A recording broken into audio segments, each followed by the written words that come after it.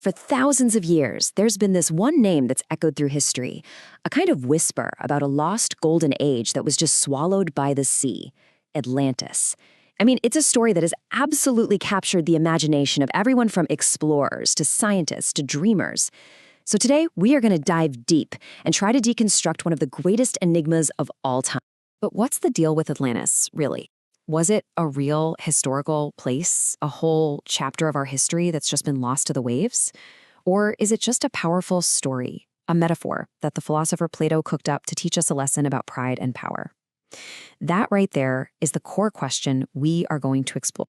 You know, this entire mystery, the whole thing, it all comes down to these chilling words from Plato. He describes this cataclysm on a scale that's just hard to imagine. A whole civilization just wiped off the face of the earth in an instant. It's an incredibly dramatic account, and it basically kicked off an investigation that's been going on for over 2,000 years. Okay, so to even begin our search, we have to go back to the source. And for Atlantis, there's only one source, Plato. Everything we think we know comes from two of his dialogues, the Timaeus and the Critias. So let's treat this like it's the original case file and really examine the clues he left behind for us. What's so fascinating is just how specific Plato was. I mean, this wasn't some vague, fuzzy myth. He tells us Atlantis was this massive naval power located beyond the Pillars of Hercules, which today we call the Strait of Gibraltar. He describes its capital city as this engineering marvel of concentric rings of land and water. He gives us a size, a date of destruction, around 11,600 years ago. And he even gives us a source, saying the story was passed down from Egyptian priests to the famous Greek lawmaker Solon. And here's the kicker. This place wasn't some perfect paradise. It was a cautionary tale, a warning about an empire whose arrogance led to its own destruction. You know, for centuries, most scholars just blew off Atlantis as pure fiction. But that all changed back in the 19th century. This archaeologist, Heinrich Schliemann, he took Homer's Iliad, treated it like a treasure map, and he actually found the lost city of Troy.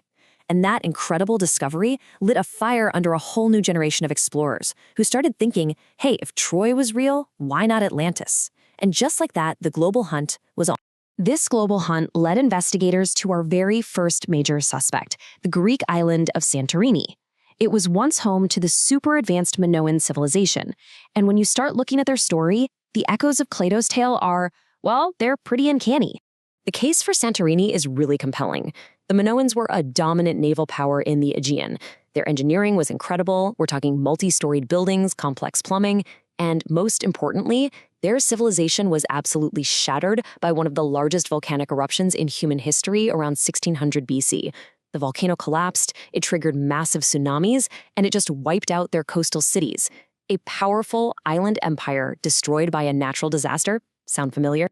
But when we check these details against Plato's original case file, the theory hits some major roadblocks.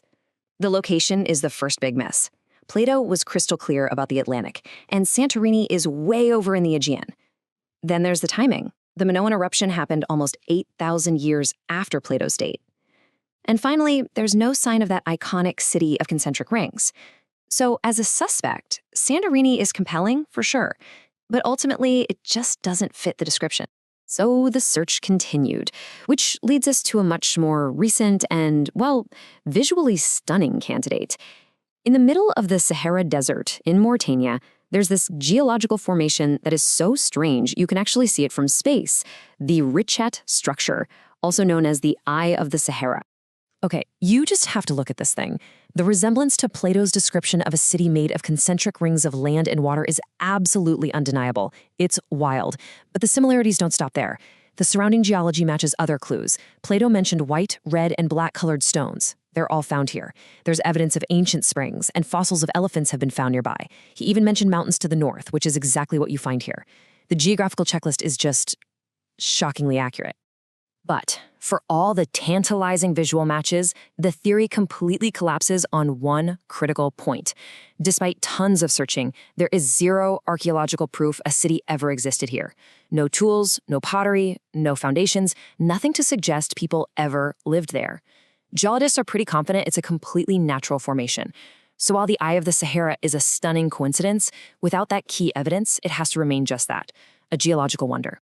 The search for a location has been, well, frustrating. But what if we're asking the wrong question? Instead of where was it, what about how was it destroyed? A new scientific theory proposes a how-done-it that could not only explain Atlantis, but a whole bunch of other ancient mysteries too. Take a look at this timeline. There's a growing body of evidence that points to a single catastrophic event. Around 12,800 years ago, it seems fragments of a comet may have slammed right into the Earth's northern ice sheets. This event triggered a 1,000-year-long mini-ice age known as the Younger Dryas. Now, when did Plato say Atlantis was destroyed? Around 11,600 years ago, which is precisely at the end of this catastrophic period. The timing is a perfect match. This theory gives us a really clear chain of events. The comet impact would have flash melted parts of the ice cap, causing these biblical-level floods and global tsunamis. The dust and water vapor thrown into the atmosphere would have blocked out the sun, plunging the world into a sudden, deep freeze. What's so powerful about this idea is that a single cosmic event provides a perfect mechanism for wiping out a global, advanced civilization. It could explain not just Atlantis, but also the many other submerged structures we've found around the world, from the coasts of India to Japan and even Cuba. So, we have compelling suspects and a plausible scientific mechanism for destruction. But even with all of this, what if the obsessive hunt for a physical location, for a dot on a map, has caused us to miss Plato's real message entirely? Because this is where the mystery truly deepens. To understand Atlantis, you have to understand the man who created the mystery, Plato. He wasn't a historian or a geographer, he was a philosopher, and his story of Atlantis may have just been a vessel for his most profound ideas. Plato claimed his knowledge came from three distinct sources.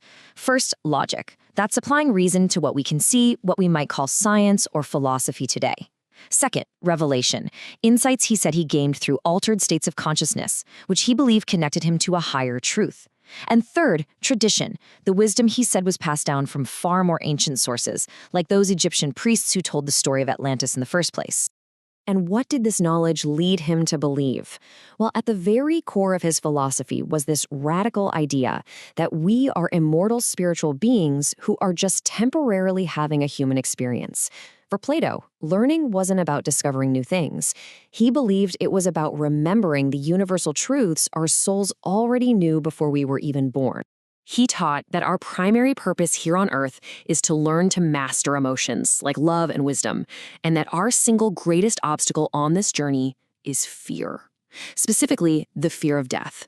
He believed if we could just overcome this one fear, we could overcome all the other negative emotions that hold us back, like anger, hatred, and resentment.